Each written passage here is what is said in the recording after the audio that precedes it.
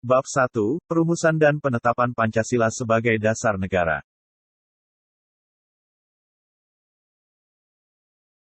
Tujuan pembelajaran, mensyukuri perumusan dan penetapan Pancasila sebagai dasar negara, menghargai perumusan dan penetapan Pancasila sebagai dasar negara, menganalisis perumusan dan penetapan Pancasila sebagai dasar negara, melihat komitmen kebangsaan para pendiri negara dalam perumusan dan penetapan Pancasila, melaksanakan tanggung jawab atas keputusan bersama dengan semangat konsensus tokoh nasional dalam perumusan Pancasila.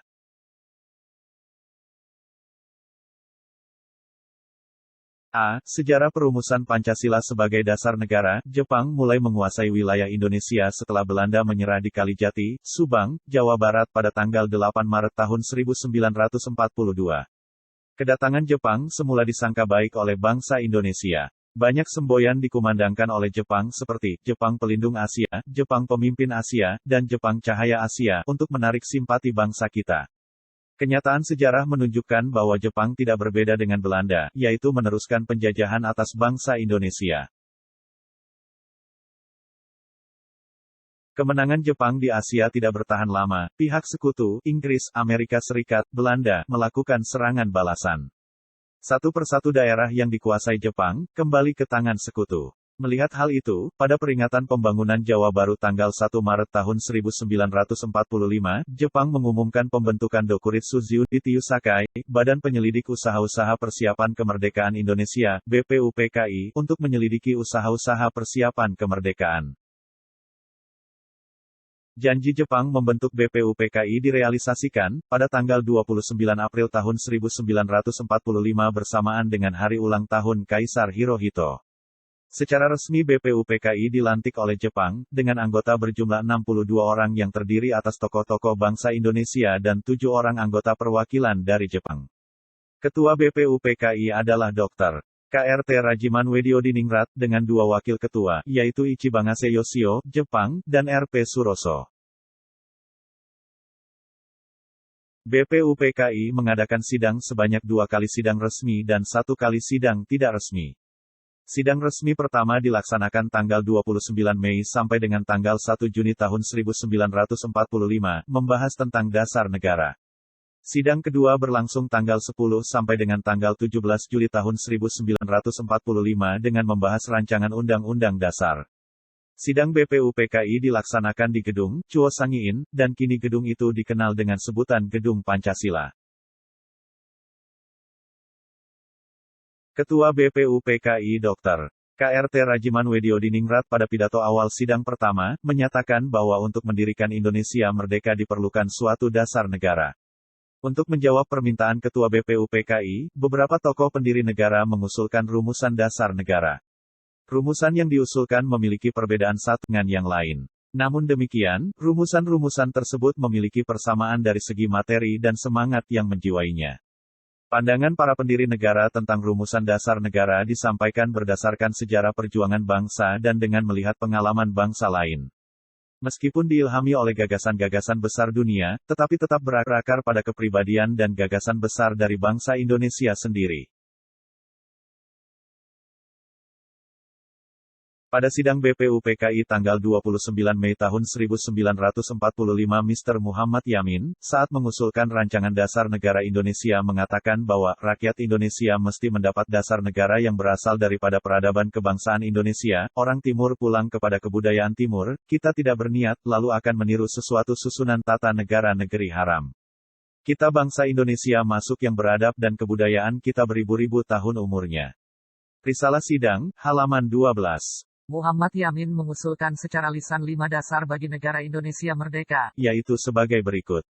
1. Peri kebangsaan, 2. Peri kemanusiaan, 3. Peri ketuhanan, 4. Peri kerakyatan, 5. Kesejahteraan sosial. Selanjutnya, pada tanggal 31 Mei tahun 1945, Supomo menyampaikan pidatonya tentang dasar negara.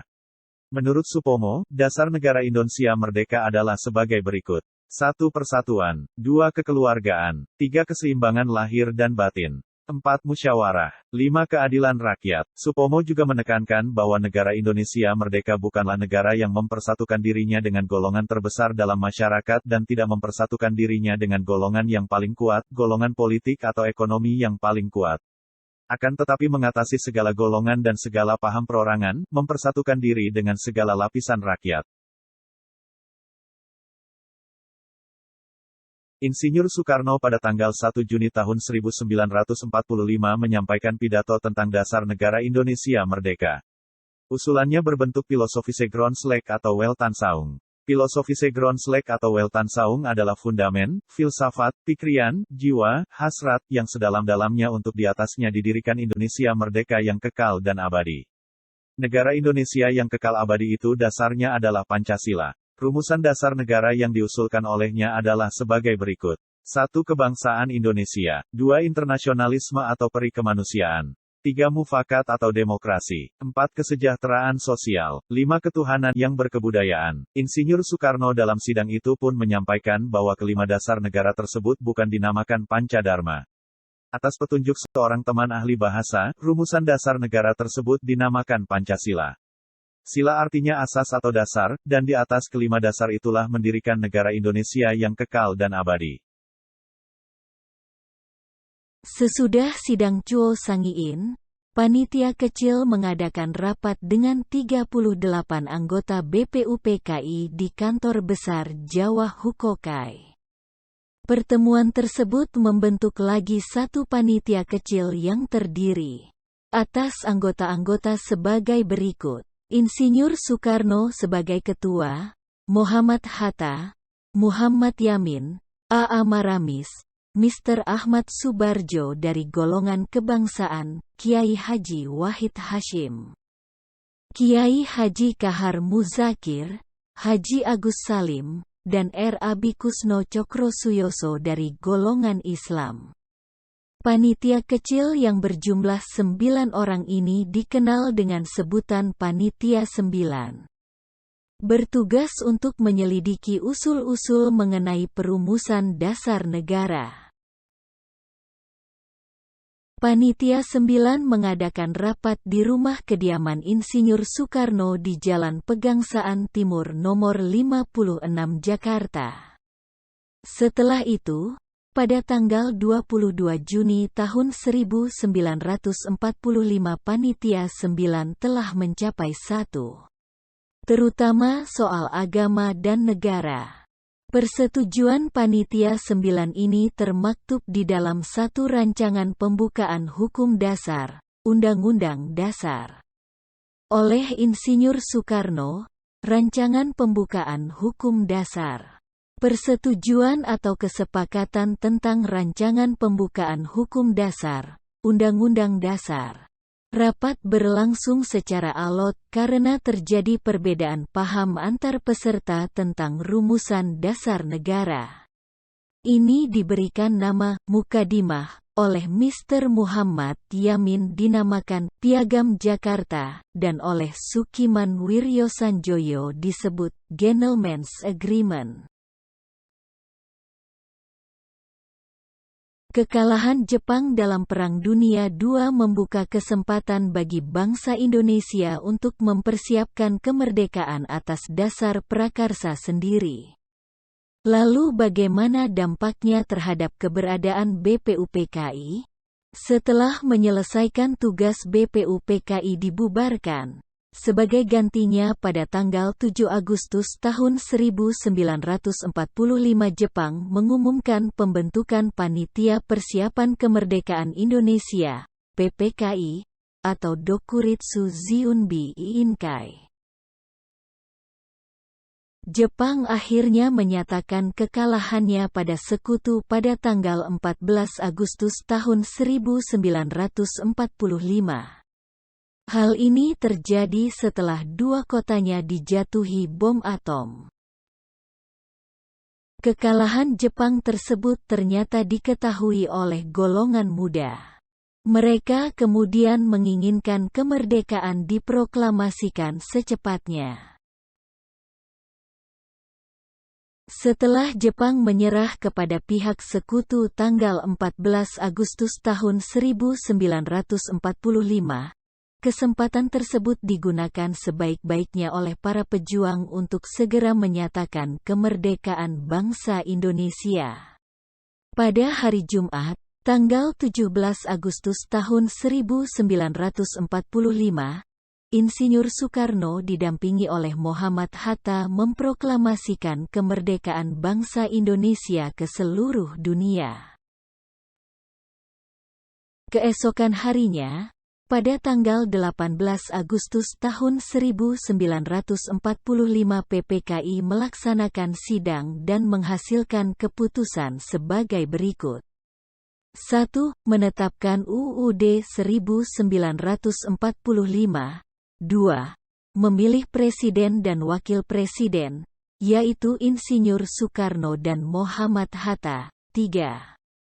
Membentuk Komite Nasional Indonesia Pusat. Semangat mengandung arti tekad dan dorongan hati yang kuat untuk menggapai keinginan atau hasrat tertentu. Para pendiri negara merupakan contoh yang baik dari orang-orang yang memiliki semangat yang kuat dalam membuat perubahan, yaitu perubahan dari negara terjajah menjadi negara yang merdeka dan sejajar dengan negara-negara lain di dunia. Semangat kebangsaan harus tumbuh dan dipupuk oleh setiap warga negara Indonesia. Hal ini harus tumbuh dalam diri warga negara untuk mencintai dan rela berkorban untuk kepentingan bangsa dan negara. Seseorang yang memiliki rasa kebangsaan Indonesia akan memiliki rasa bangga sebagai warga negara Indonesia. Kebanggaan sebagai bangsa dapat kita rasakan, misalnya ketika kalian mengikuti upacara. Semangat kebangsaan disebut juga sebagai nasionalisme dan patriotisme. Nasionalisme adalah paham kebangsaan yang mengandung kesadaran dan semangat cinta tanah air, memiliki rasa kebanggaan sebagai bangsa, atau memelihara kehormatan bangsa. Patriotisme berasal dari kata patria, yang artinya tanah air. Kata patria kemudian berubah menjadi kata patriot yang artinya seseorang yang mencintai tanah air.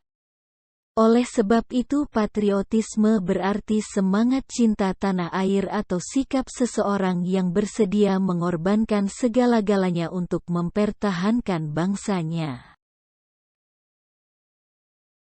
Monumen Pancasila Sakti adalah merupakan bukti tekad mempertahankan Pancasila.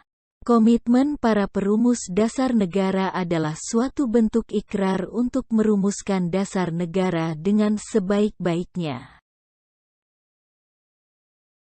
Para pendiri negara dalam perumusan Pancasila memiliki ciri-ciri komitmen pribadi sebagai berikut. A. Mengutamakan semangat persatuan, kesatuan, dan nasionalisme. B. Adanya rasa memiliki terhadap bangsa Indonesia. C. Selalu bersemangat dalam berjuang.